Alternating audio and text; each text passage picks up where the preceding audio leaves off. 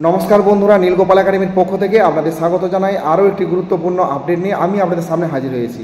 বন্ধুরা আপনারা অনেকেই আমার ভিডিওর কমেন্ট বক্সে কমেন্ট করছেন যে আইসিটি কম্পিউটার টিচার এক্সাম তো শেষ হয়ে গেছে আপনার জেলাতে, তো রেজাল্ট কবে বেরোবে।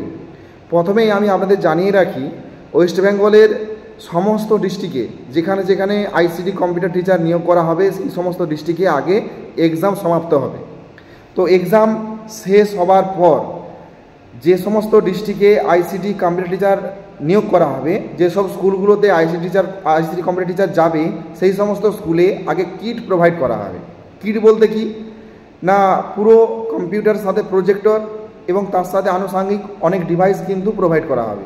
তারপরে সেই সমস্ত কম্পিউটারগুলিকে একটি নির্দিষ্ট রুমে সেট আপ করা হবে এবং কি কম্পিউটার দেওয়া হবে, কি ধরনের সেট আপ দেওয়া হবে, মানে কী ধরনের কিট আপনাদের প্রোভাইড করা হবে সেটা আমি এখনই একটু পরে আপনাদের দেখাচ্ছি।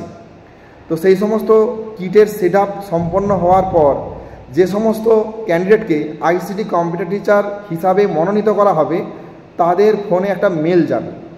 মেল যাবার পর সেই সমস্ত ক্যান্ডিডেটদের একটা 10 দিনের ট্রেনিং হবে। যখন 5 দিন ট্রেনিংটা হয়ে যাবে, 5 দিন ট্রেনিং হওয়ার পর 4234 টাকার একটা ড্রাফট কাটতে হবে।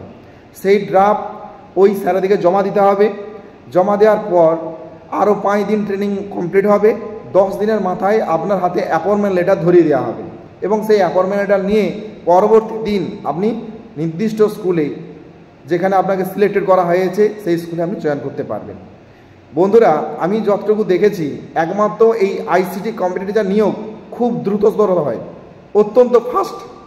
কারণ দেখতেই পাচ্ছেন কত দ্রুতভাবে প্রতিটি জেলায় এক্সাম সমাপ্ত হচ্ছে। এইভাবেই কিন্তু দ্রুততার সাথে কিন্তু ওনারা কাজ করেন এবং দ্রুততার সাথে কিন্তু টিচার নিয়োগ হবে।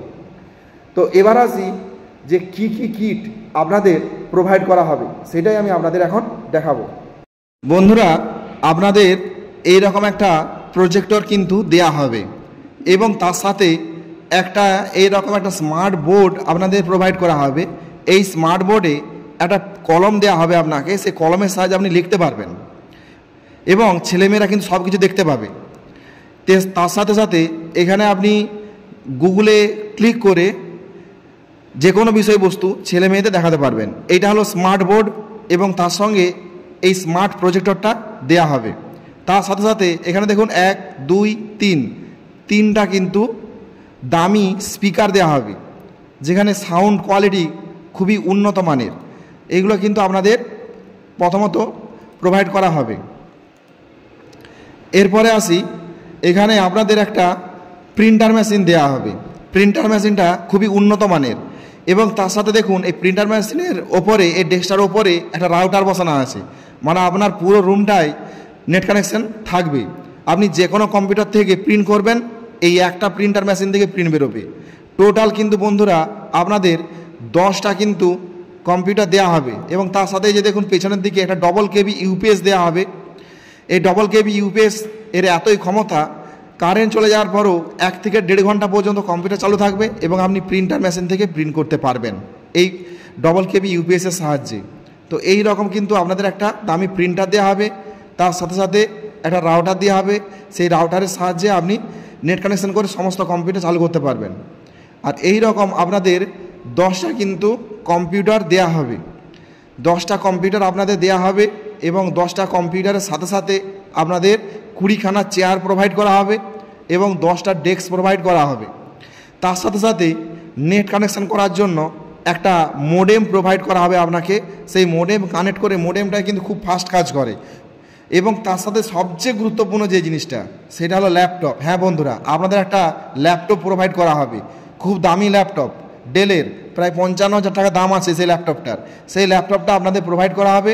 আপনি সেই ল্যাপটপ বাড়িতে নিজে কাজ করতে পারেন, যে কোনো কাজ তৈরি, মানে যে কোনো প্রেজেন্টেশন তৈরি করে বাচ্চাদের নিয়ে এসে স্কুলে দেখাতে পারেন। এইগুলোর সম্পূর্ণ অধিকার আপনার।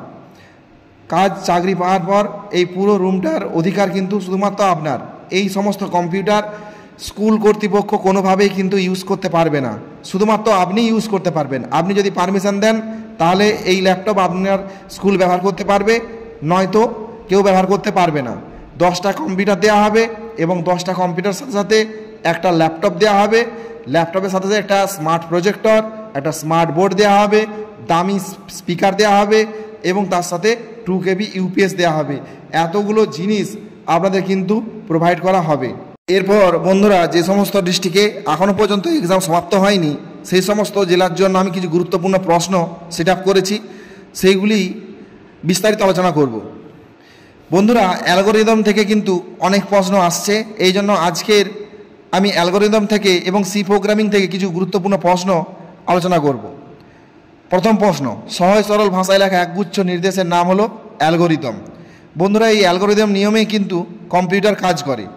অ্যালগোরিদমে নিম্নলিখিত বৈশিষ্ট্য থাকা বাঞ্ছনীয়, এদের মধ্যে সবকটাই কিন্তু অপশন হবে। এরপর আসি, অ্যালগোরিদমকে ধাপে ধাপে বর্ণনা করার পদ্ধতিকে বলা হয় কি? এটা উত্তর হবে সিউডো কোড। উত্তর হবে সিউডো কোড। নিচের কোনটি অ্যালগোরিদমের প্রকারভেদ? এখানে দুটোই হবে, রিকার্সিং এবং নন রিকার্সিং দুটোই কিন্তু হবে, এ এবং বি উভয়। এরপরে পরবর্তী প্রশ্নে চলে যাব, নিচের কোন অ্যালগোরিদমকে ছোট ছোট সাব প্রবলেমে ভাগ করা যায়? উত্তর হবে রিকার্সিভ। নিচের কোন অ্যালগোরিদম মূল ফাংশন নিজে নিজে কল করতে পারে? উত্তর হবে রিকার্সিভ। রিকার্সিভ অ্যালগোরিদমের সমস্যা সমাধানের জন্য সহায়তম পদ্ধতি হলো বেস কেস কন্ডিশন। এরপরে আসি 9 নম্বর প্রশ্ন, কোন অ্যালগোরিদমে কন্ডিশনের শর্ত উপনীত না হওয়া পর্যন্ত নির্দেশগুলি বারংবার সম্পাদিত হয়? এটা হবে নন রিকার্সিভ অ্যালগোরিদম। নন রিকার্সিভ অ্যালগোরিদম নিচের কোন লুপ স্টেটমেন্ট ব্যবহৃত হয়? এদের সবকটি হবে। এরপরে চলে যাব সি প্রোগ্রামিং। সি ল্যাঙ্গুয়েজ তৈরি করেন কোন বিজ্ঞানী? এটা হবে ডিনিস রিচি। উত্তর হবে ডিনিস রিচি, এই উত্তরটা হবে।